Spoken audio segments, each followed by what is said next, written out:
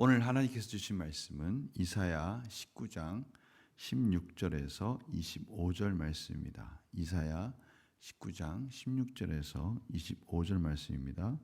제가 봉독해 드리겠습니다. 그날에 애굽이 부녀와 같을 것이라. 그들이 만군의 여호와께서 흔드시는 손이 그들 위에 흔들림으로 말미암아 떨며 두려워할 것이며, 유다의 땅은 애굽의 두려움이 되리니 이는 만군의 여호와께서 애굽에 대하여 정하신 계획으로 말미암음이라. 그 소문을 듣는 자마다 떨리라. 그날에 애굽 땅에 가나안 방언을 말하며 만군의 여호와를 가리켜 맹세하는 5 성읍이 있을 것이며, 그중 하나를 멸망의 성읍이라 칭하리라. 그날에 애굽 땅 중앙에는 여호와를 위하여 제단이 있겠고, 그 변경에는 여호와를 위하여 기둥이 있을 것이요, 이것이 애굽 땅에서 만군의 여호와를 위하여 징조와 증거가 되리니 이는 그들이 그 압박하는 자들로 말미암아 여호와께 부르짖겠고, 여호와께서는 그들에게 한 구원자이자 보호자를 보내사 그들을 건지실 것임이라. 여호와께서 자기를 애굽에 알게 하시리니 그날에 애굽이 여호와를 알고 제물과 예물을 그에게 드리고 경배할 것이요, 여호와께 서원하고 그대로 행하리라. 여호와께서 애굽을 치실지라도 치시고는 고치실 것이므로 그들이 여호와께로 돌아올 것이라. 여호와께서 그들의 간구함을 들으시고 그들을 고쳐 주시리라. 그날에 애굽에서 아수르로 통하는 대로가 있어 아수르 사람은 애굽으로 가겠고 애굽 사람은 아수르로 갈 것이며, 애굽 사람이 아수르 사람과 함께 경배하리라. 그날에 이스라엘이 애굽 및 아수르와 더불어 셋이 세계 중에 복이 되리니 이는 만군의 여호와께서 복 주시며 이르시되, 내 백성 애굽이여, 내 손으로 지은 아수르여, 나의 기업 이스라엘이여, 복이 있을지어다 하실 것임이라. 아멘. 이사야에서는 심판과 회복의 메시지가 같이 계속해서 흐르고 있습니다. 오늘은 그 애굽에 대해서 심판의 메시지에 대해서 말씀하시면서, 이번에는 애굽이 심판 후에 이루어질 회복, 구원에 관한 부분을 말씀하고 있다는 것을 저희들이 알 수가 있습니다. 그날에라는 말씀이 반복해서 5번 반복해서 나오면서 그날에 이루어질 놀라운 회복에 대해서 말씀해 주시는 것을 저희들이 보게 됩니다. 심판 후에 축복이 뒤따르는 모습인 것이죠. 애굽이 하나님을 경외하며 여호와 하나님을 참 하나님으로 경배하는 모습을 봅니다. 오늘 말씀을 통해서 저희들은 열방을 향한 하나님의 뜻이 무엇인가라는 것에 대해서 분명하게 저희들이 깨달을 수 있는 거예요. 계속해서 앞에서 열방에 대한 심판의 메시지가 너무 강하게 나오다 보니까 열방은 마치 심판으로 확정되어 있는 것처럼 그렇게 볼 수 있습니다. 그러나 하나님은 모든 민족이 구원받기를 원하신다라는 것이 오늘 말씀의 아주 중요한 핵심 메시지인 것이죠. 예레미야 18장 8절에서 10절에 보면, 만일 내가 말한 그 민족이 그의 악에서 돌이키면 내가 그에게 내리기로 생각했던 재앙에 대하여 뜻을 돌이키겠고, 내가 어느 민족이나 국가를 건설하거나 심으려 할 때 만일 그들이 나 보기에 악한 것을 행하여 내 목소리를 청종하지 아니하면 내가 그에게 유익하게 하리라고 한 복에 대하여 뜻을 돌이키리라. 하나님의 말씀은 하나님의 공의와 정의 가운데 언제든지 하나님의 뜻 가운데 회복하기를 원하시고, 회개하면 하나님께서 그 뜻을 돌이키시는 하나님이시다라고 말씀해 주고 계십니다. 하나님은 요나를 설득해서 아수르 수도 니느웨에 가서 복음을 전하라고 하셨습니다. 바로 그 부분에 하나님의 정말 진실된 이 열방을 향한 중심이 어디 있는지를 너무나 요나와 대조적으로 설명하고 있는 부분을 저희들이 만나게 됩니다. 요나서 마지막 부분에 그 핵심이 그 절정에 다다르는데요. 4장 2절에 보면 여호와께서 기도하여 이르되 여호와여 내가 고국에 있을 때 이러하겠다 말씀하지 아니하였나이까. 그러므로 내가 빨리 다시스로 도망하였사오니 주께서는 은혜로우시며 자비로우시며 노하기를 더디하시며 인애가 크시사 뜻을 돌이켜 재앙을 내리지 아니하시는 하나님이신 줄을 내가 알았음이니이다. 니느웨 사람들이 요나는 회개 안 할 줄 알았는데 신속하게 복음을 전하고 멸망할 것을 딱 구경하고 있었지 않습니까? 그런데 하나님께서 그 니느웨에 있는 모든 백성들이 회개하는 모습을 통해서 그들을 용서하는 모습을 저들이 보게 됩니다. 요나가 지금 하는 말이에요. 하나님이 이렇게 용서의 은혜를 베풀어 줄 줄 내가 알고 아예 복음을 전하지 않았다. 그렇게 말을 하는 겁니다. 이 요나는 민족성에 꽉 가득 차 있어서 그 안에서 가두어져 있는 그런 연약한 모습을 봅니다.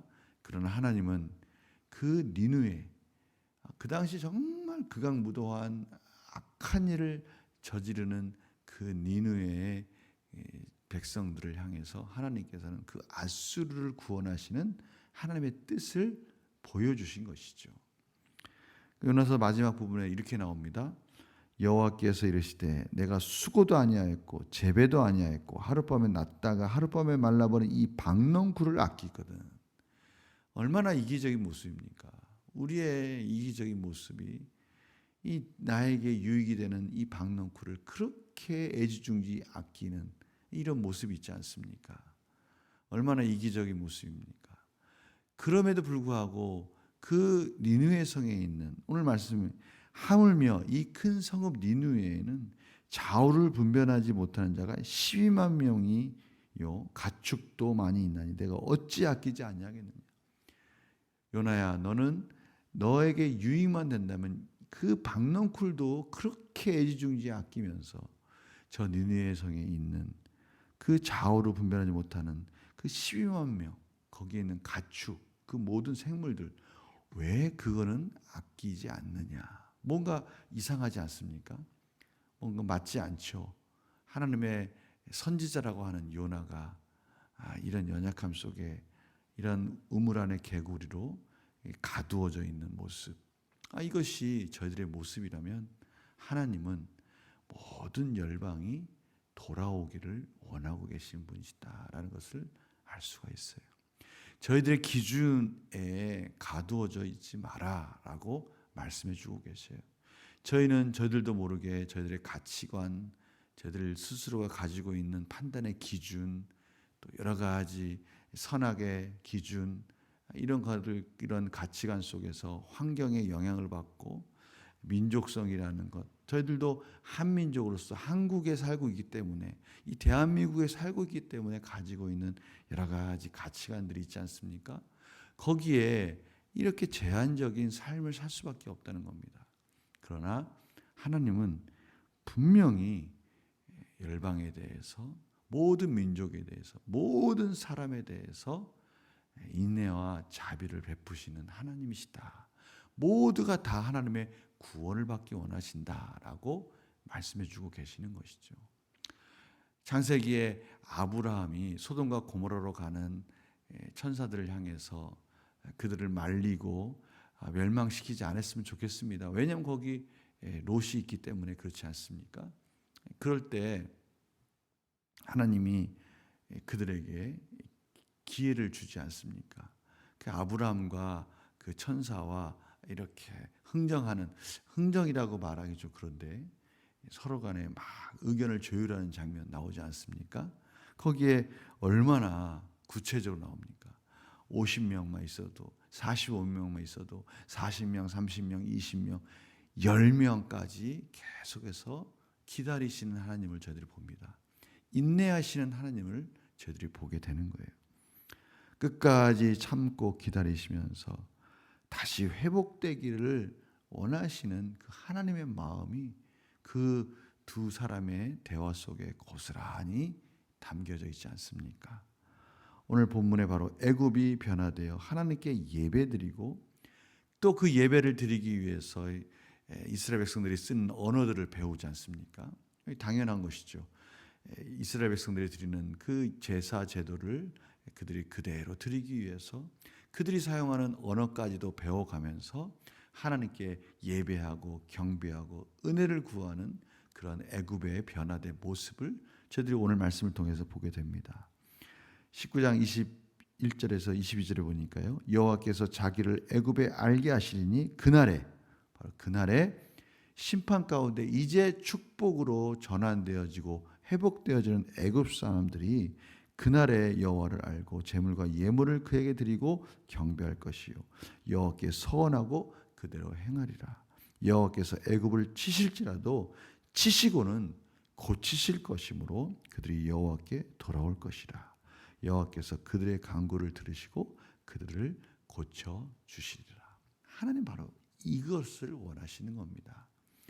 끊임없이 하나님께 돌아오기만 하면 그 간구와 은혜를 구하는 그 기도 소리에 응답하기를 원하시는 하나님, 바로 그 하나님의 모습이 오늘 말씀 가운데 저희들에게 계속해서 가르쳐주고 계시고 저희들 가운데 두 가지를 말씀해 주는 거 아니겠습니까? 저희들 삶 속에 아직도 돌이키지 못하는 부분이 있다면 하나님은 그것이 회복되어지기를 끊임없이 원하고 계십니다. 하나님 원하시는 온전한 그리스도를 닮아가는 형상을 끊임없이 쫓아가는 저희들을 격려하고 계시죠. 또 한편에서는 우리의 가족, 우리의 이웃, 우리의 나라, 열방이 끊임없이 하나님의 뜻 가운데 회복되어지기를 원하시는 것이 하나님의 마음이라는 것입니다. 저희들은 그 마음, 하나님의 그 마음을 가지고 오늘도 우리의 각자의 처소에서 각자의 자리에서 그 하나님의 마음을 그곳에 있는 하나님의 백성들, 아직도 돌이키지 못하고 있는 어둠 가운데 무엇이 잘못된 것인지도 깨닫지 못하고 아직도 그곳에서 헤매이고 있는 자들을 하나님의 빛으로 인도하기를 원하시는 그 하나님의 마음, 그 마음을 가지고 오늘도 하나님의 나라를 확장하고 하나님의 뜻 가운데 저들 가운데 있는 어두운 것을 회복시키시는 그런 하나님의 놀라운 은혜를 경험하는 복된 하루가 되시기를 간절히 축원합니다. 제가 기도하고 마치겠습니다. 하나님은 인애와 자비가 풍성하셔서 오늘도 그 은혜의 빛을, 그 인애와 자비의 생수가 풍성하게 저희들의 곳곳으로 흘러가기를 원하신다고 말씀하십니다. 아무리 죄 가운데 심판받아 마땅한 애굽일지라도 다시 돌이키고 회복하기를 원하시는 것이 하나님의 뜻인데 저희들도 오늘도 우리 안에 있는 우리 가족과 또는 우리 이웃에게 있는 회복하기를 원하시는 그 하나님의 마음을 가지고 결단하고 또 복음을 전함으로 인해서 놀라운 하나님의 구원의 은혜를 저희들이 풍성히 경험할 수 있도록 인도하여 주시옵소서. 오늘도 각자의 처소에서 열심히 달려가고 있는 하나님의 백성들을 보호하시고 인도하여 주시옵소서. 감사드리며 예수님의 이름으로 기도드립니다.